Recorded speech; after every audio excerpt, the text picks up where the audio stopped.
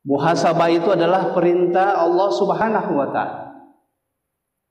Sebagaimana di dalam Al-Qur'an surat Al-Hasyr ayat 18. Di sana Allah berfirman, "A'udzubillahi minasyaitonirrajim. Ya ayyuhalladzina amanu ittaqullaha wal tansur nafsum ma qaddamat lighad wattaqullaha innallaha khabirum bima ta'malun." Wahai orang yang beriman, bertakwalah kamu kepada Allah Subhanahu wa taala. Dan hendaklah masing-masing jiwa memperhatikan apa yang telah diperbuat untuk hari esok. Kemudian ditegaskan lagi dan diulangi oleh Allah Subhanahu wa taala, wattaqullah. Takutlah kamu kepada Allah. Innallaha khabirun bima ta'mal. Sesungguhnya Allah Maha mengetahui apa yang kalian kerjakan. Masyarul muslimin, jamaah muhasabah, zikir dan doa yang dimuliakan Allah Subhanahu wa taala. Di dalam ayat ini Allah Subhanahu wa taala menjelaskan tentang orang-orang yang beriman dan bertakwa. Orang-orang yang beriman dan bertakwa itu senantiasa melakukan muhasabah. Hendaklah masing-masing jiwa memperhatikan apa yang telah diperbuat untuk hari esok. Para ulama menjelaskan hari esok itu al-ghad, itu adalah hari akhirat. Diterjemahkan sebagai hari esok, menunjukkan bahwa betapa dekatnya daripada hari akhirat itu. Ketika mungkin saudara kita ingin melakukan travel perjalanan ke Jakarta, sudah membeli tiket, sudah ada persiapan semua, besok pagi dia harus berangkat ke bandara. Mengapa? Karena penerbangan itu jam 7. Maka pasti dia akan melakukan berbagai persiapan. Persiapan dari sisi pakaian, dari sisi perlengkapan, ya, termasuk juga finansial, sehingga nanti ketika dia di sana tidak akan repot. Begitulah perumpamaan kita oleh Allah Subhanahu wa taala, diperintahkan untuk kemudian selalu memuhasabah diri kita, menghitung-hitung diri kita agar kemudian kita memiliki bekal untuk hari esok kita. Dan kita berharap mudah-mudahan kita semua ini sebagaimana hadis Rasulullah sallallahu alaihi wasallam bersabda dalam sebuah hadis yang mafhumnya bahwa barang siapa yang hari ini lebih baik daripada hari kemarin, maka dia adalah orang yang beruntung. Jadi kita ini adalah orang yang beruntung. Karena kita insya Allah hari ini lebih baik daripada hari kemarin. Tahun 2022 lebih baik daripada tahun 2021. Itulah orang yang beruntung. Barang siapa yang hari ini sama saja perbuatannya dengan hari kemarin, maka dia adalah orang yang rugi. Mengapa dia rugi?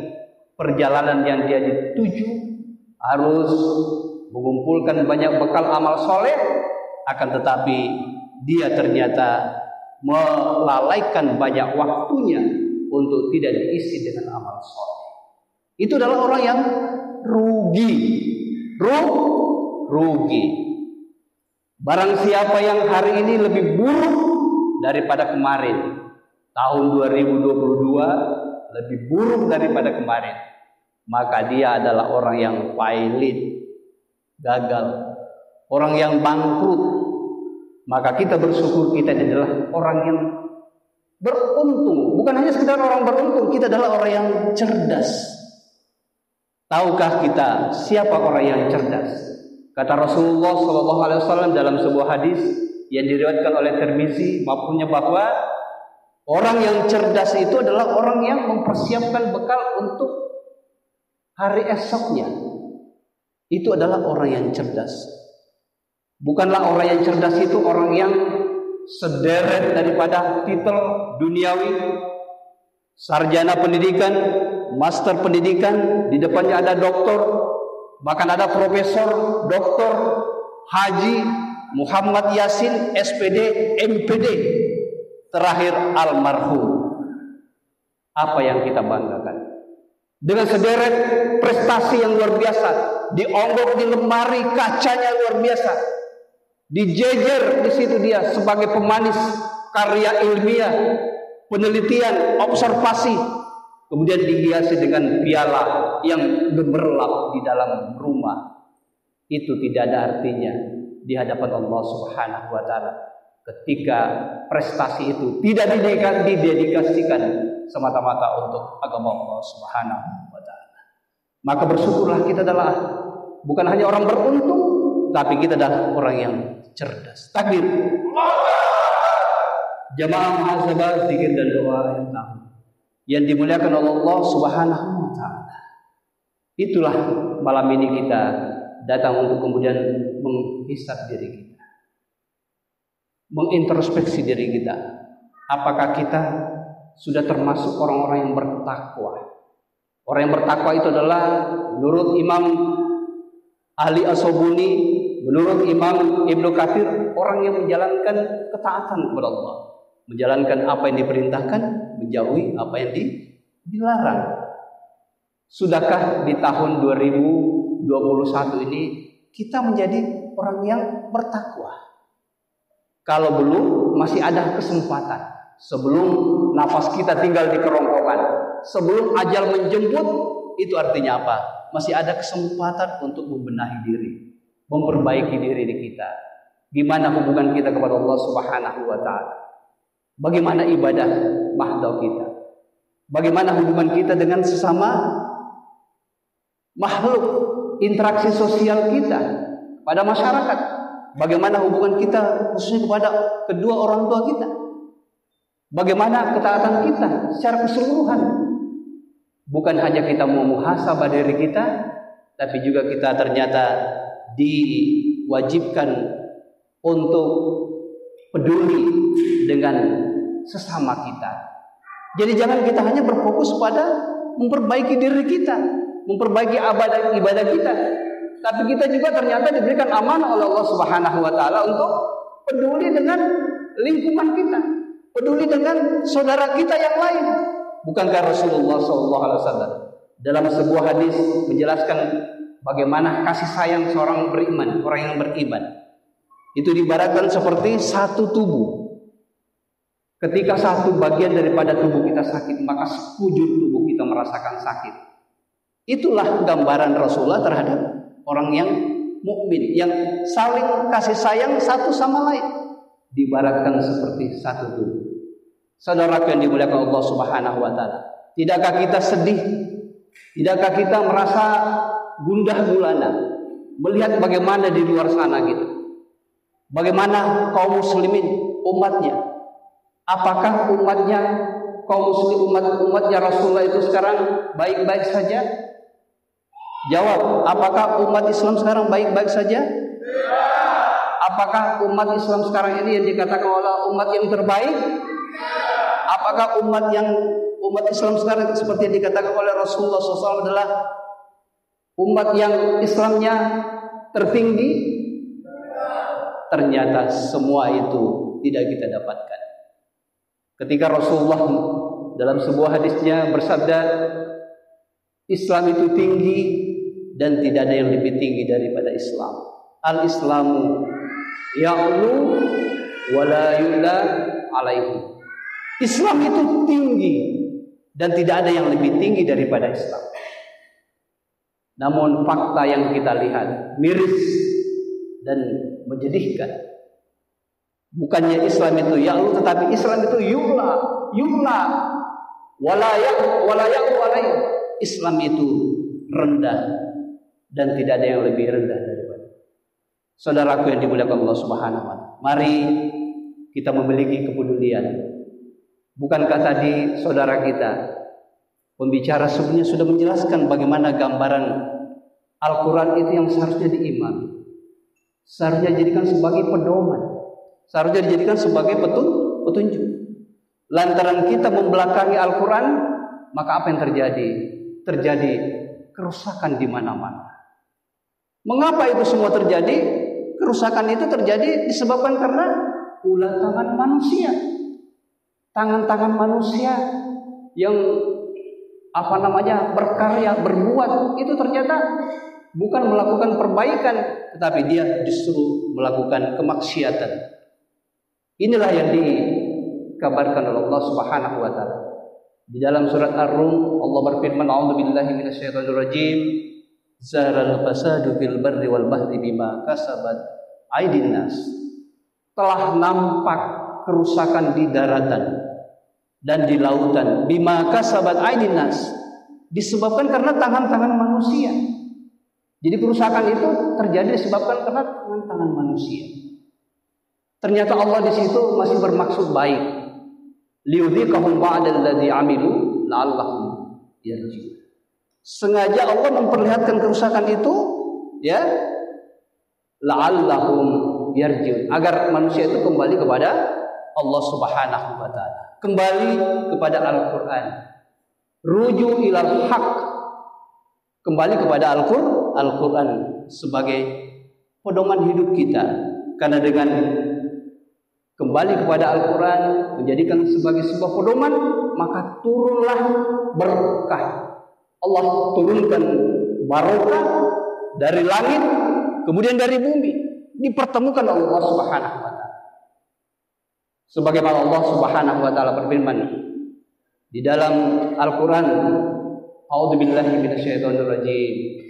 Walau anna ahlal qura," jika sekiranya penduduk bumi itu beriman, walau anna ahlal qura amanu wattaqau, beriman dan bertakwa, la fatahna alaihim barakatin minas samai wal ardh, maka turunlah berkah itu dari langit, dipertemukan daripada bumi.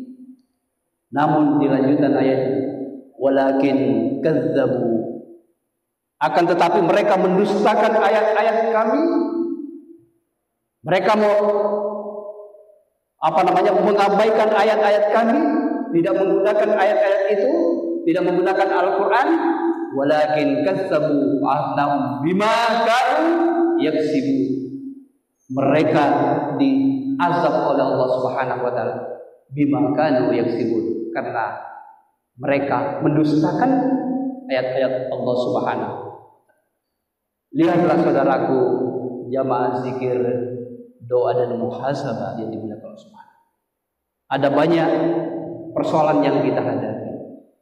Ada banyak orang yang mengaku saya bertakwa kepada Allah Subhanahu wa taala, tapi perbuatannya jauh dari apa yang semestinya diimani, apa semestinya diyakini, ditauhidkan kepada Allah Subhanahu wa taala, yang seharusnya ditauhidkan. Mereka diberikan amanah untuk mengelola negara, tapi apa yang mereka lakukan? Mereka membuat sebuah produk hukum yang bertentangan dengan hukum Allah Subhanahu wa taala.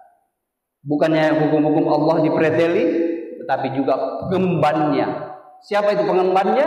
Para ulama dipersekusi. Ulama dicap radikal, ulama dicap fundamentalis. Masya Allah, seperti beliau, khususnya Ustadz Kiai Haji Mas'udi, adakah kita lihat wajah-wajah radikal? Gagahnya beliau tidak ada wajah-wajah radikal. Yang ada itu di OPM, Organisasi Papua Merdeka, yang berwajah sangar, bawa senjata siapapun yang dihadapi. Saudara kita TNI, saudara kita dari polisi, saudara kita dari sipil, rakyat jelata, ketika ada mereka dapati, mereka tembak begitu saja. Tidak berpikir mereka adalah orang yang tidak berperi kemanusiaan. Itulah wajah radikal. Tapi Kiai Mas'ud tidak ada. Wallahi, saya tidak melihat wajah-wajah radikal di dalam wajah beliau. Tapi adakah kalian melihat wajah-wajah radikal dari Ustadz Yasin? Meskipun baru satu istri, tapi tetap wajah-wajah yang menyenangkan. Tidak ada wajah-wajah radikal. Tapi itulah mereka memberikan prototipe radikal, istilah-istilah radikal, fundamentalis, ekstremis, teroris. Saya tidak pernah membunuh orang. Ustadz Mas'ud ini tidak pernah membunuh orang. Dia tidak pernah korupsi uang negara. Dia tidak pernah melakukan kejelekan, penistaan, kesewenang-wenangan, tidak pernah. Tetapi mengapa ulama itu dicap sebagai radikal? Mengapa ulama itu yang seharusnya menjadi penerang, lilin di tengah kegelapan? Tapi itulah ujian yang dihadapi oleh kaum muslim. Belum lagi jamaah muhasabah, zikir dan doa kita yang dimuliakan Allah Subhanahu wa taala. Kita dikagetkan dengan aturan mengatasnamakan memerangi kekerasan seksual, tapi ternyata setelah dikaji, diteliti, ditelaah, ternyata bukan mengatasi kekerasan seksual, tapi justru melegalkan daripada seksual. Naudzubillahi min dzalik. Melalui peraturan Menteri Pendidikan dan Kebudayaan nomor 30 tahun 2021, itu yang menjadi hot issue, menjadi pro kontra.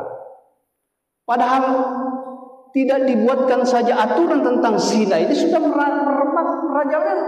Apalagi lagi kalau kemudian dibuatkan aturan. Masya Allah, bukankah itu membuat semakin merajalelanya zina itu?